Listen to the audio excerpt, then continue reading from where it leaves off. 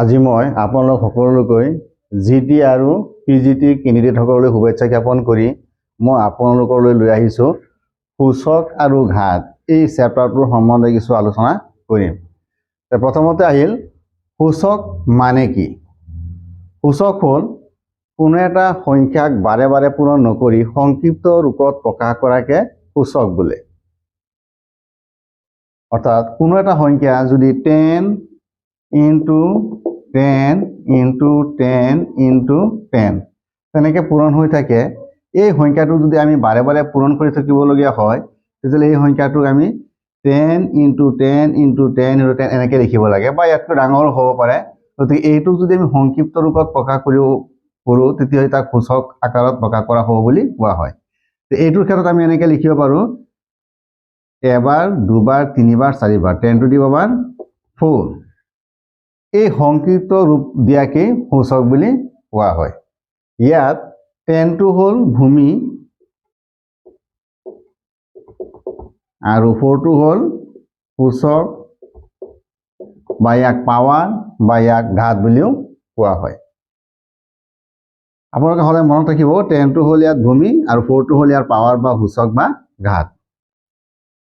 কোনো এটা সংখ্যা যদি বহুত ডাঙৰ হয় বা আকাৰৰ ডাঙৰ হয় তেনেকুৱা সংখ্যাক আমি সূচক ৰূপে লিখি পেলাই সৰু কৰি আমি লিখিব পাৰোঁ। বা নাইবাতো কোনো এটা একেবাৰে সৰু সংখ্যাক যেনে 0.0000015 তেনেকুৱা একেবাৰে সৰু সংখ্যা এটাক আমি সূচক হিচাপে সৰু ৰূপত প্ৰকাশ কৰিব পাৰোঁ। বা বহুত ডাঙৰ সংখ্যা এটাক 1 এনেকুৱা শূন্য দি আছে এনেকুৱা গৈ আছে।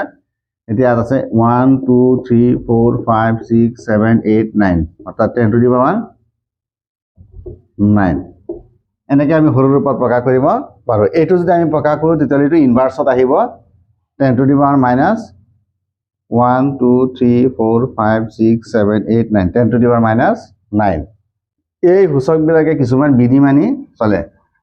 এতিয়া মই আলোচনা কৰিম সূচকৰ বিধিসমূহ। সূচকৰ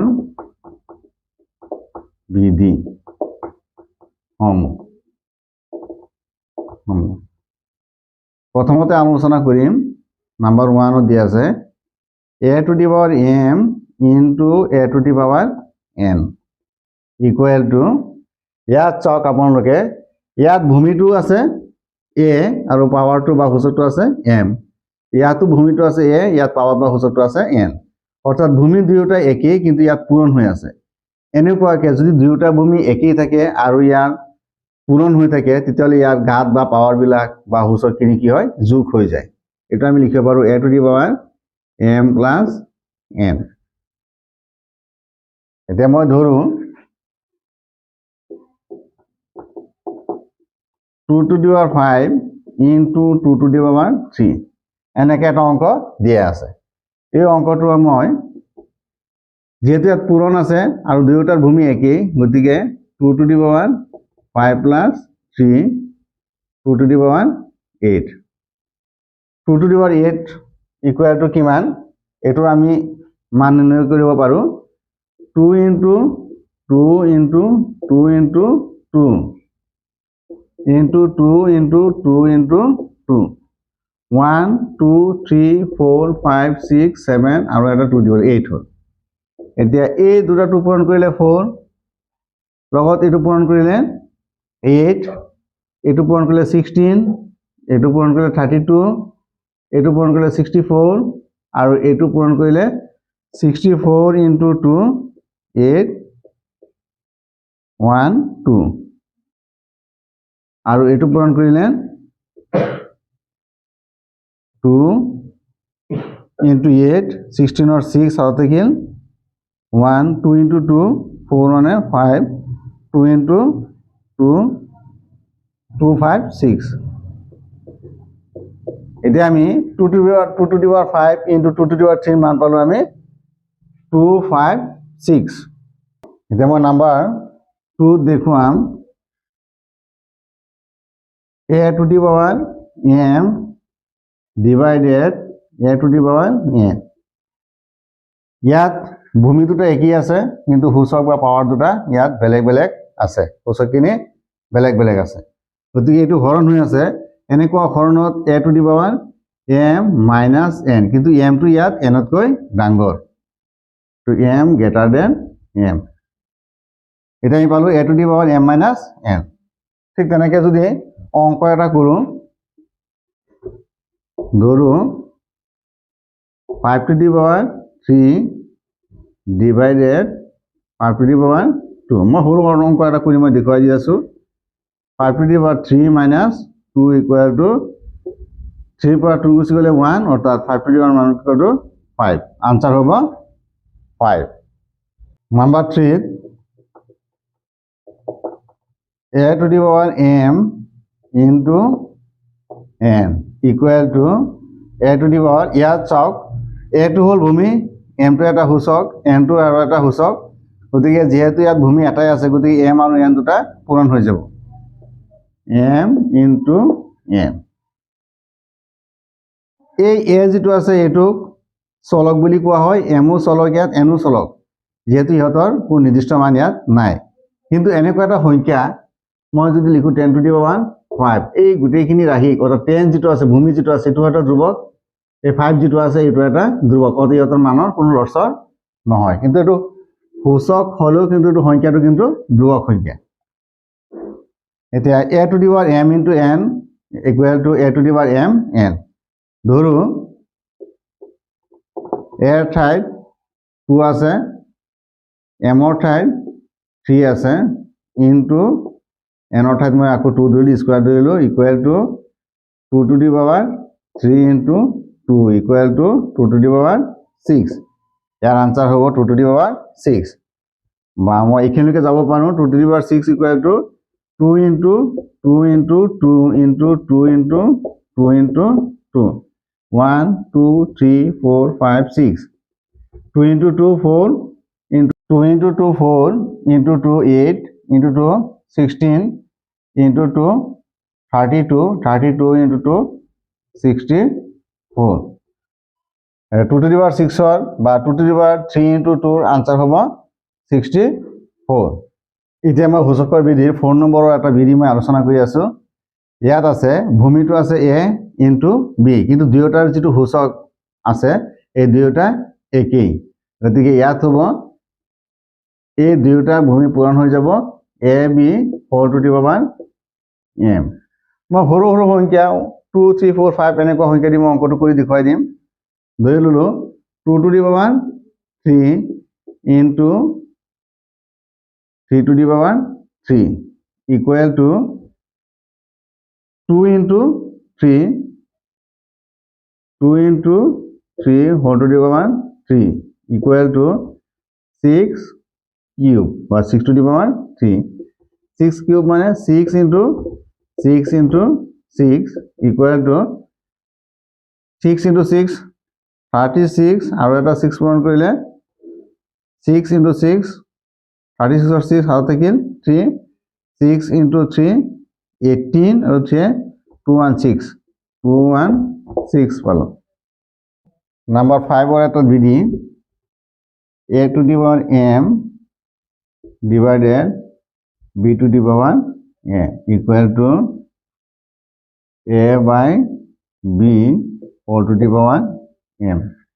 অৰ্থাৎ যিহেতু সূচক দুটা একেই আছে, a আৰু b আছে বেলেগ বেলেগ ভূমি, গতিকে a by b whole to the power m।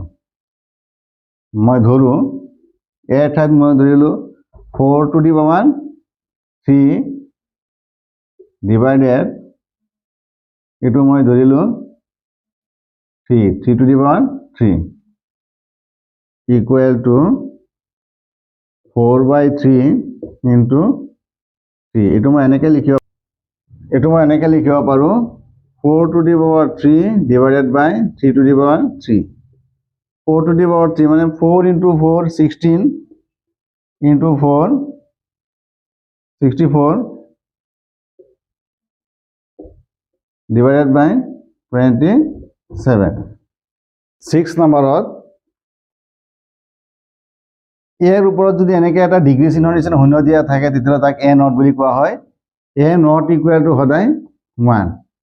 এই ভূমিটো যিমানেই ডাঙৰ নহওক কিয় ইয়াৰ ওপৰত যদি এনেকুৱা নট চিহ্ন এটা দিয়া থাকে বা ডিগ্ৰী চিহ্ন নিচিনা এটা চিহ্ন দিয়া থাকে তেতিয়াহ'লে আমি ইয়াক নট বুলি পঢ়োঁ ইয়াৰ মান সদায় 1 ধৰো 1000 নট এটোৰ মান হ'ব 1 x নট ইয়াৰ মান হ'ব 1 গতিকে আমি এই বিধিখিনি জানিব লাগে আৰু এইটো বস্তু মোস্ট ইম্পৰ্টেন্ট থাকে এইটো এক্সামত আহেই number 6 to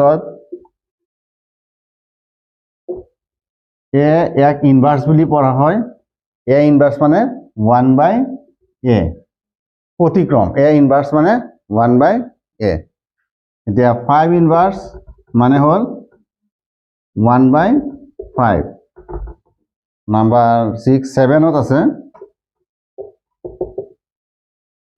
a/b whole inverse equal to এটো হ'ব b/a হোল এটো উল্টা হৈ যাব a/b হোল ইনভার্স মানে b/a এতিয়া 9 নম্বৰত আছে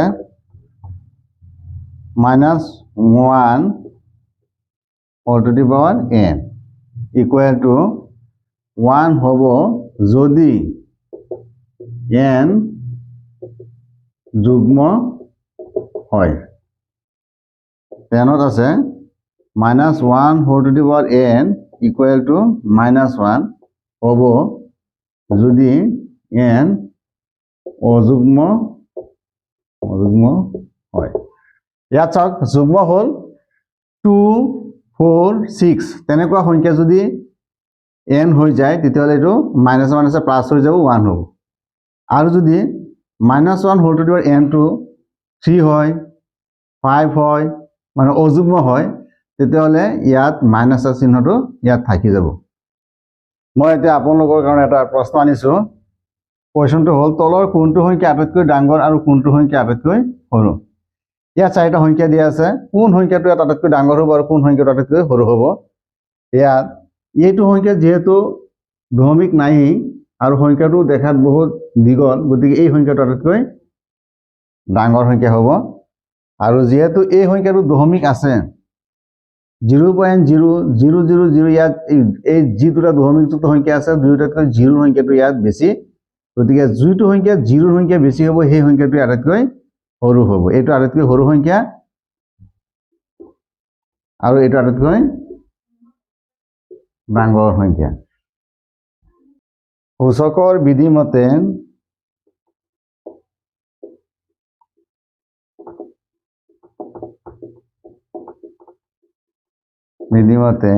কোনো এটা ডাঙৰ সংখ্যাক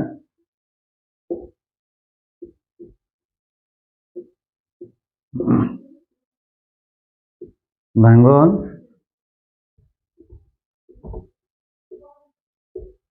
সংখ্যা বা কোনো এটা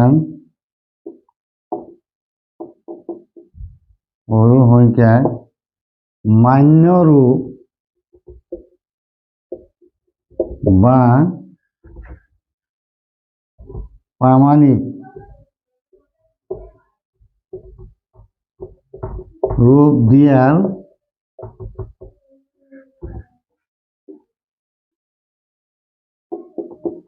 আহিটো হল এটুক আমি স্ট্যান্ডাৰ্ড ৰূপ বুলিও কওঁ ইয়াৰ রূপটো হল a into 10 to the power m য'ত এটো m য'ত k এর মান 1তকৈ ডাঙৰ বা 1ৰ সমান হ'ব আৰু সদায় 10তকৈ সৰু হ'ব এই শৰ্তটো আমাৰ মনত ৰাখিব লাগিব স্ট্যান্ডাৰ্ড ৰূপত সদায় এই k এৰ মান সদায় 1তকৈ ডাঙৰ হ'ব আৰু 10তকৈ সৰু হ'ব এতিয়া আপোনালোকৰ তাত এটা কোৱেশ্চন লৈ আহিছো কোৱেশ্চনটো হ'ল মান নিৰ্ণয় কৰা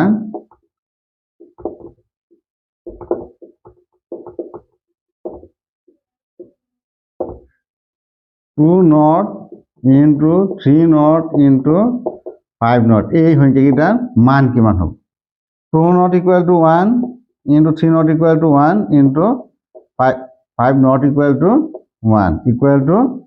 1 হ'ব এই গোটেইখিনি ৰাশি বা সংখ্যাৰ পূৰণফল 1 হ'ব। এতিয়া মই আপোনালোকক এটা প্ৰশ্ন ইয়াত দেখুৱাইছোঁ, তুলনা কৰা, তলৰ সংখ্যাবোৰ তুলনা কৰা। কোনটো সংখ্যাতকৈ ডাঙৰ আমি এইটো দেখুৱাব লাগে। ইয়াত যিহেতু আমি পাৱাৰটো প্ৰথমতে বিবেচনা কৰিম, ভূমিটোৰ কথা মই পিছত বিবেচনা কৰিম। 2 to the power 8 ইয়াত দিয়া আছে 8 স্কুৱেৰ। 8 স্কুৱেৰ মানে 64, কিন্তু 2 to the power 8 হ'ল 8টা 2ৰ পূৰণফল, গতিকে 8টা 2ৰ পূৰণফল এইটোতকৈ সদায় ডাঙৰ হ'ব। গতিকে ইয়াত 2 to the power 8 greater than 8 square. 2 to the power 8 টো 8 স্কুৱেৰতকৈ ডাঙৰ হ'ব। ইয়াতো ঠিক তেনেকৈ, ইয়াত আছে 2.7 into 10 to the power 12, ইয়াত আছে 1.5 into 10 to the power 8। যেহেতু ইয়াত পাৱাৰটো ইয়াত বেছি বা সূচকৰ মান বা ঘাতৰ মান ইয়াত বেছি 12 আছে, গতিকে এই সংখ্যাটোতকৈ বেছি হ'ব। 2.7 into 10 to the power 12 greater than 1.5 into 10 to the power 8।